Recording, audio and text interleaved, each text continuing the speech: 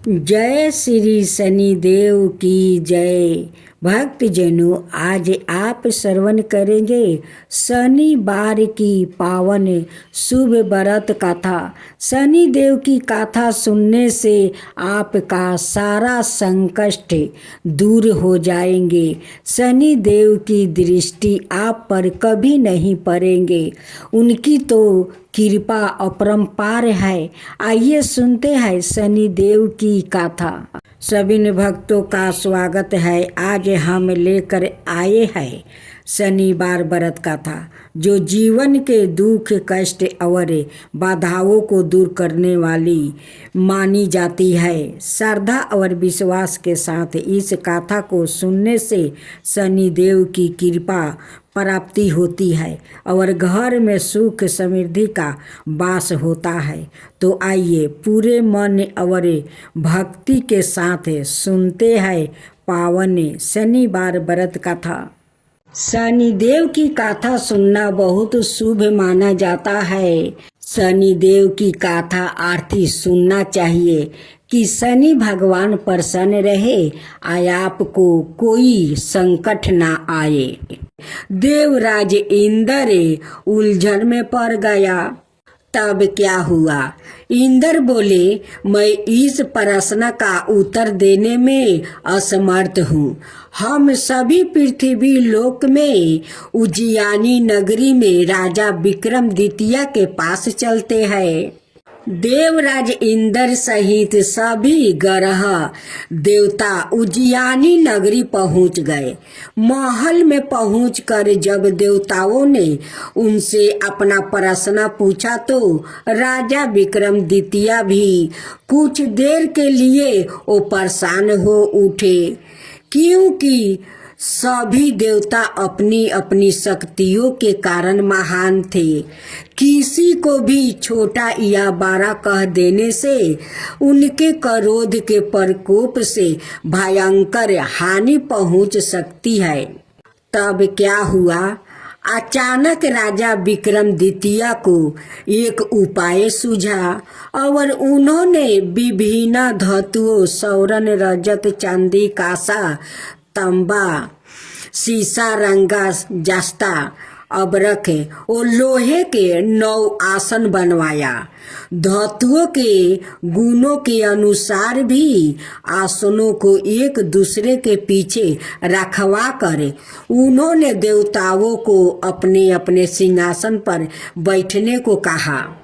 देवताओं के बैठने के बाद राजा विक्रम द्वितीय ने कहा, आपका निर्णय तो सवाए हो गया है। जो सबसे पहले सिंहासन पर विराजमान है वही सबसे बड़ा है। तब क्या हुआ? राजा विक्रम द्वितीय के निर्णय को सुनकर शनि देवता ने सबसे पीछे आसन पर बैठने के कारण अपने को छोटा जानकर क्रोधित होकर कहा, राजा विक्रम द्वितीय, तुमने मुझे सबसे पीछे बैठाकर मेरा अपमान किया है। तुम मेरी शक्तियों से पराजित नहीं हो। मैं तुम्हारा सर्वनाश कर दूंगा। शनि ने कहा, सूर्य एक राशि पर 1 महीने रहते हैं, चंद्रमा 2.25 दिन, मंगल 1.5 महीने रहते हैं, बुध और शुक्र 1 महीने रहते हैं, बृहस्पति 13 महीने रहते हैं। लेकिन मैं किसी राशि पर 7.5 बरस से 7.5 तक रहता हूँ। बड़े बड़े देवताओं को मैंने अपने प्रकोप से पीड़ित किया है। राम को 7.5 के कारण ही वन में जाकर रहना पड़ा और रावण को 7.5 के कारण ही युद्ध में मृत्यु का शिकार बनना पड़ा था। राजा, अब तू भी मेरे प्रकोप से नहीं बच सकेगा। इसके बाद अन्य ग्रहों के देवता तो प्रसन्नता के साथ चला गया, परंतु शनिदेव बड़े क्रोध के साथ वहां से विदा हुआ। तब क्या हुआ? राजा विक्रमादित्य पहले की तरह ही अन्याय करते रहे। उनके राज्य में सभी स्त्री पुरुष बहुत आनंद से वो जीवन बिताता रहा। कुछ दिनों ऐसे ही बीत गया। उधर शनि देवता अपने अपमान को भूले नहीं थे। विक्रमादित्य से बदला लेने के लिए एक दिन शनि देव ने घोड़े के व्यापारी का रूप धारण किया और बहुत से घोड़ा के साथ उज्जैनी नगरी पहुंच गया। राजा विक्रमादित्य ने राज्य में किसी घोड़े के व्यापारी के आने का समाचार सुना तो अपने अश्वपाल को कुछ घोड़े खरीदने के लिए भेज दिया। घोड़े बहुत कीमती थी। अश्वपाल ने जब वापस लौट कर इस संबंध में बताया तो राजा विक्रमादित्य ने सवाए आकर एक सुंदर और शक्तिशाली घोड़े को पसंद किया। घोड़े की चाल देखने के लिए राजा उस घोड़े पर सवार हुआ तो वह घोड़ा बिजली की गति से दौड़ पड़ा। तब क्या हुआ? वही हुआ जो होना था। तेजी से दौड़ता घोड़ा राजा को दूर एक जंगल में ले गया और फिर राजा को वहां गिरा कर जंगल में कहीं गायब हो गया। राजा अपने नगर को लौटने के लिए जंगल में भटकने लगा, लेकिन उन्हें लौटने का कोई रास्ता नहीं मिला। राजा को भूख प्यास लग आई थी। बहुत घूमने पर उसे एक चरवाह मिला। राजा ने उससे पानी मांगा। पानी पीकर राजा ने उस चरवाह को अपनी औंठी दे दिया। फिर उसे रास्ता पूछकर वहां जंगल से निकलकर पास के नगर में पहुंच गया। तब क्या हुआ? राजा ने एक सेठ की दुकान पर बैठकर कुछ देर आराम किया। उस सेठ ने राजा से बातचीत की तो राजा ने उसे बताया कि मैं उज्जैनी नगरी से आया हूँ। राजा के कुछ देर दुकान पर बैठने से सेठ जी की बहुत बिक्री हुई। सेठ ने राजा को बहुत भाग्यवान समझा और खुश होकर उसे अपने घर भोजन के लिए ले गया। सेठ के घर में सोने का एक हार खूंटी पर लटका हुआ था। राजा को उस कमरे में छोड़कर सेठ कुछ देर के लिए वो बाहर चला गया। तभी एक आश्चर्यजनक घटना घट गई। राजा के देखते देखते सोने के उस हार को खूंटी निगल गया। सेठ ने कमरे में लौट कर हार को गायब देखा तो चोरी का संदेह राजा पर ही किया, क्योंकि उस कमरे में राजा ही अकेला बैठा था। सेठ ने अपने नौकरों से कहा कि इस परदेशी को रस्सियों से बांधकर नगर के राजा के पास ले चलो। तब वहाँ क्या हुआ? राजा ने विक्रमादित्य से हार के बारे में वो पूछा तो उसने बताया कि उसके देखते ही देखते खूंटी ने हार को निगल लिया था। इस पर राजा ने क्रोधित होकर चोरी करने के अपराध में विक्रमादित्य के हाथ पांव कटवाने का आदेश दे दिया। राजा विक्रमादित्य के हाथ पांव काट कर उसे नगर की सड़क पर छोड़ दिया गया।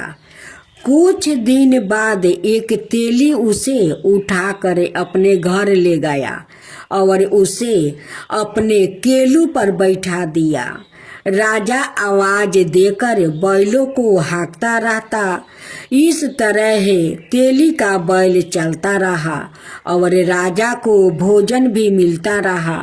शनि के प्रकोप की 7.5 पूरी होने पर बरस ऋतु आरंभ हुआ। राजा विक्रमादित्य एक रात मेघ मल्हार गा रहा था कि तभी नगर के राजा की लड़की राजकुमारी मोहिनी रथ पर सवार होकर उस तेली के घर के पास से वो गुजर रही थी। उसने मेघ मल्हार सुना तो उसे बहुत अच्छा लगा और दासी को भेज कर गाने वालों को बुला लाने को कही। दासी ने लौट कर राजकुमारी को अपंग राजा के बारे में सब कुछ बता दिया। राजकुमारी उसके मेघ मल्हार से बहुत मोहित हो गई थी। अत उसने सब कुछ जानकर भी अपंग राजा से विवाह करने का निश्चय कर लिया था।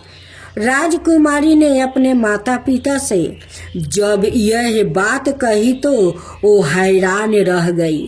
रानी ने मोहिनी को समझाया, बेटी तेरे भाग्य में तो किसी राजा की रानी होना लिखा है, फिर तू उसे अपंग से विवाह करके अपने पाँव पर कुल्हाड़ी क्यों मार रही है।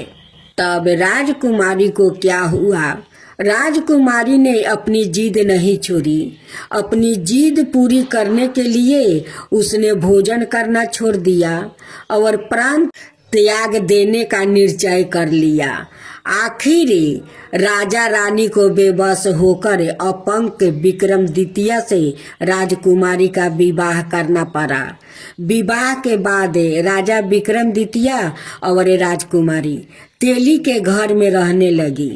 उसी रात सपने में शनिदेव ने राजा से कहा, राजा तुमने मेरा प्रकोप देख लिया है, मैंने तुम्हें अपने अपमान का दंड दे दिया है।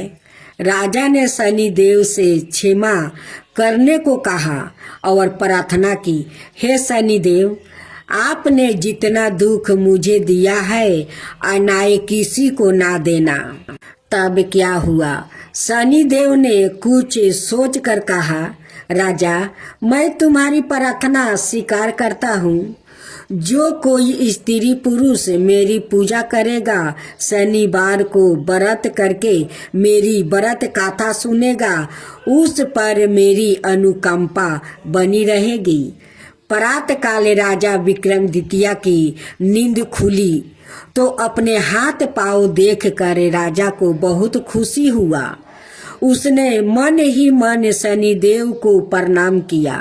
राजकुमारी भी राजा के हाथ पांव सही सलामत देखकर आश्चर्य में डूब गई।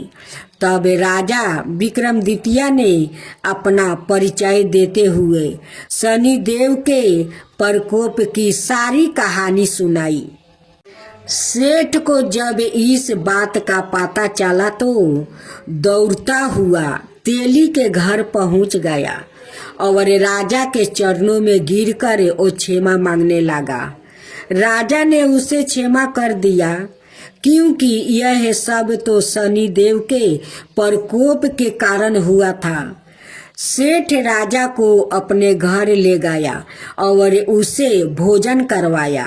भोजन करते समय वहाँ एक आश्चर्य और घटना घट गया।